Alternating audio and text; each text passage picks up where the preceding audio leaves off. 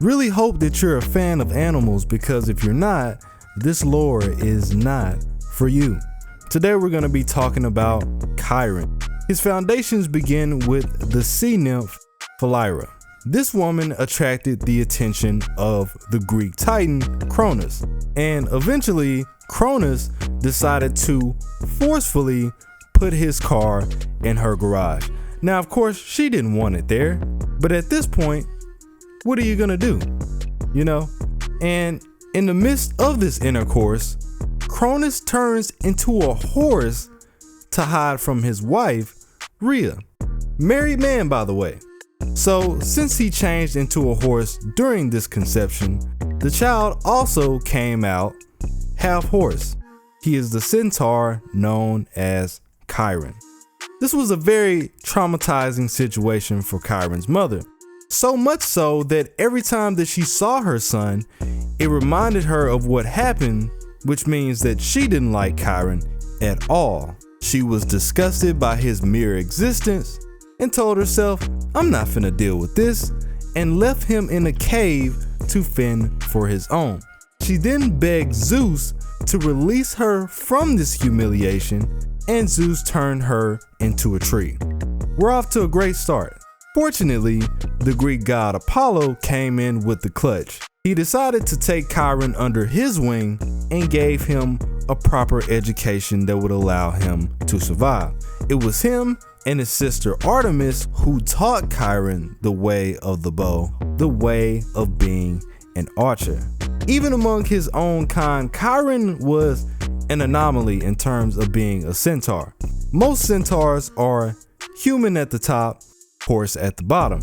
However, in Chiron's Greek origin, he was human at the top and bottom, and then he had a horse's ass and legs. It was the Romans and others who later had him depicted as a full horse at the bottom. Unlike other centaurs who were brutish and wild and all over the place, Chiron was wise and full of tact. This was due to his unique origin. All of the other centaurs were originally born from the mythical creature Centaurus. Growing up, Chiron spent his years in the mountains of Pelion, where he found his wife from Magnesia and later started a family of his own. He did not let his education go to waste. With the same knowledge that he received from Apollo, Chiron went on to become one of the greatest mentors in Greek myth, period. He is one of the original sauce lords. This dude taught everybody. He taught Odysseus. He taught Asclepius. He taught Achilles, his dad, Perseus, Heracles, Jason, Canis, Castor and Pollux, and Ajax, the original owner of Rhoeis. The list goes on. And out of all of his students, Achilles being the favorite, mentoring him for nearly a decade.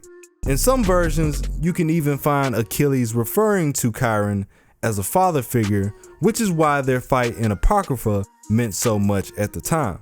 He also had a great connection with Peleus, Achilles' father. He actually saved Peleus' life from one of the Argonauts that tried to kill him by taking the assailant's sword and leaving him in the woods to be ravaged by other centaurs. He then goes on to hook Peleus up with Achilles' mother. What a hero. By that logic, for multiple reasons, if it wasn't for Chiron, then Achilles wouldn't even exist. Or, at the very least, he would exist as somebody else. So it makes sense that they had such a great bond in their myth. Everything was all good, until the Centaur Ramaki.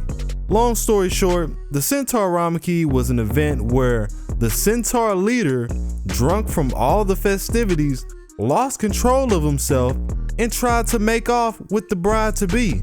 This ultimately forced the hand of the people that invited them in the first place, leaving majority of the Centaur race slaughtered, and all the ones that remained were forced into exile. And even though Chiron had no part in this, he was included as well. Another crucial thing to note is that Chiron played an important role when Heracles was completing his 12 labors. When the immortal Titan Prometheus stole fire from the gods, he was punished by Zeus by being tied to a rock and eaten alive daily by his familiar. During Heracles' 4th labor, he was tasked with capturing the Erymanthian boar. And while he was on the mission, Heracles helped himself to the wine of one of his centaur friends, which also belonged to the other inhabiting centaurs. This pissed them off so much that they ended up getting into a battle, which resulted in Heracles shooting off his arrows in multiple directions. These arrows, however, were dipped in the blood of a hydra, which means that they were poisonous.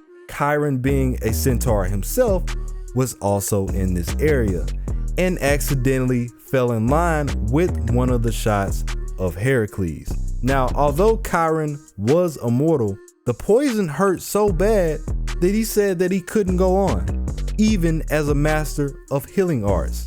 So I guess that means that he's not much of a master. To satisfy the needs on both sides, Chiron was willing to give up his immortality and told Zeus that he would die in the place of Prometheus. Zeus, being Chiron's half-brother, accepted his offer and was so impressed by this nobility that he placed him among the stars as the Sagittarius constellation. Heracles then frees Prometheus shortly after. Since both of Chiron's parents are deities, we normally wouldn't even be able to summon him, but due to him giving up his immortality, his divinity has been lowered and we're able to have him at our side.